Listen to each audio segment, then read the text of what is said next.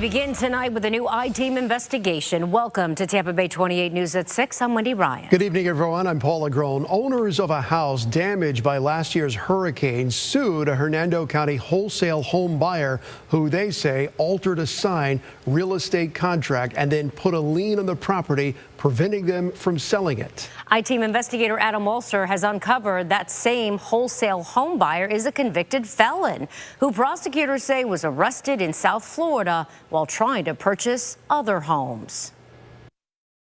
If it was your property, then why don't you come over there? Find out right now. If it was your property, why don't you come over there? Is there a reason you have a damn firearm? right I carry a gun. This is Joe Fuchek, a self-described decorated military veteran, seen here cursing at a homeowner and flashing a gun during a 2020 confrontation in Miami.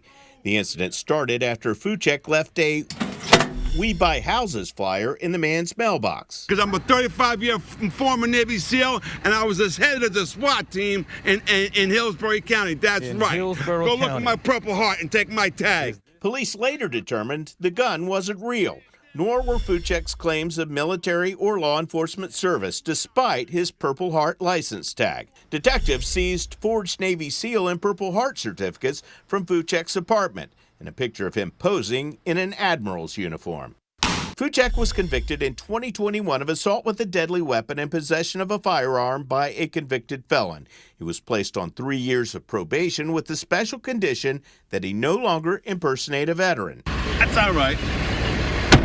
That video went viral along with stories about it. You can talk to us, Joe? This is more recent video we shot of Fuchek getting into the same Jeep 5 years later.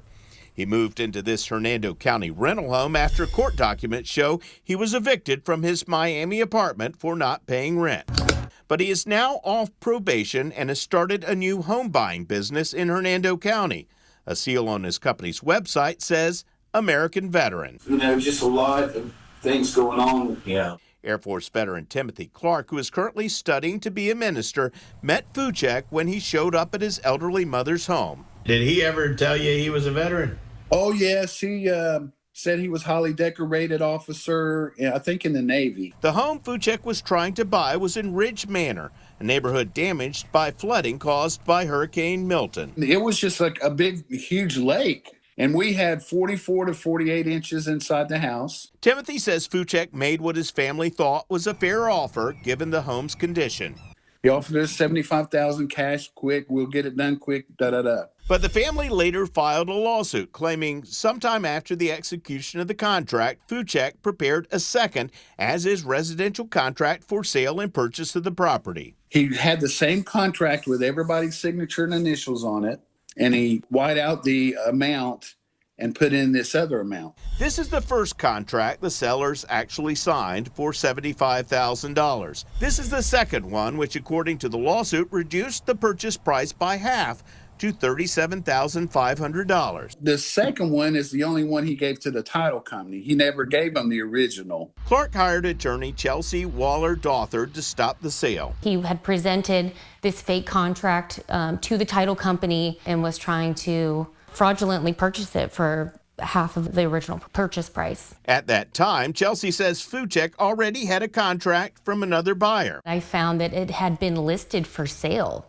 and none of my clients had listed it on MLS. On this Facebook ad, Fuchek posted the home as a cheap handyman special for $99,000.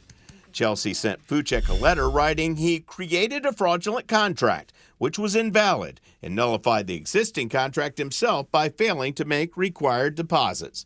Fuchek responded by filing an affidavit and memorandum of agreement, which put a lien on the property, preventing the owners from selling to anybody else. He wouldn't agree to release the lien, and I eventually had to file suit against him on behalf of my clients. In the lawsuit, Chelsea includes a Wells Fargo business bank statement, which Fuchek provided as proof he had money to close. I saw in Chelsea's lawsuit that she had a bank statement he had that showed he had like $4 million in the... Oh, yeah, he showed that to us when we were out on the car. But we've uncovered there are discrepancies in that document, including too many spaces in the date and not the right number of pages in the statement. The account's address is for Fuchek's former apartment, where he was evicted months earlier for non-payment of $3,180.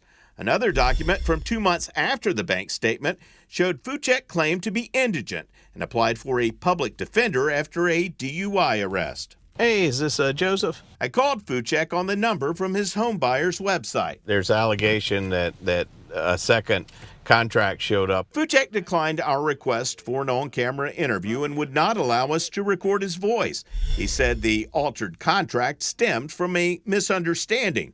Fuchek signed a release in late October, lifting the lien 6 months after filing it. I'm not sure what made him do that, but he did the right thing at the end. We went to Fuchek's rental home after he hung up on us. Hey, Joe.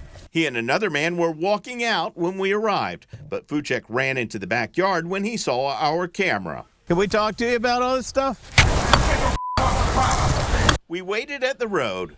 Fuchek got in the Jeep, and they drove away. Can you talk to us? Joe? He had nothing to say, unlike 5 years ago when his words and actions landed him in trouble. And if it was your property, why didn't you walk over there? Because you're a lying. That's why. What would you tell Joe? Joe, you need to find another line of work, but taking advantage of elderly people is not the way to go. I'm I-Team investigator Adam Walser with photojournalist Matt McGlashan, Tampa Bay 28.